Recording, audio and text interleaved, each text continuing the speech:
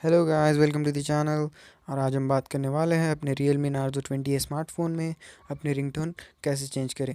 तो काफ़ी simple see step है जो आपको फॉलो करनी है, और आप बिना स्किप किए वीडियो देखिए और पूरा देखिए प्लीज़। और जो है, वीडियो शुरू करने से पहले आप मेरा चैनल भी जो है सब्सक्राइब कर दीजिए, और जल्दी से जल्दी शुरू करते हैं। सबसे पहले हमें जाना होगा सेटिंग्स में सेटिंग्स में जाने के बाद जो है आपको यहाँ पे बहुत सारे ऑप्शंस मिल जाएंगे, जिसमें से आप लोग क्लिक करना है साउंड एंड वाइब्रेशन को भी क्लिक करने के बाद यहाँ पे आपको बहुत सारे ऑप्शन जो है मिल जाएंगे। मगर आपको जो है क्लिक करना है सिम वन रिंगटोन या सिम टू रिंगटोन, जिस भी सिम की रिंगटोन आपको चेंज करनी है उसे क्लिक कर देना है सिंपली। तो उसको क्लिक करने के बाद जो है आपको ये नई नीचे जो है आपको सारी इनबिल्ट रिंगटोन जो है आपको मिल जाएंगी। मगर हमें चाहिए सॉन्ग वाली रिंगटोन, जो कि है यहाँ पे आपको मिलेगी सेलेक्ट फ्रॉम फाइल्स।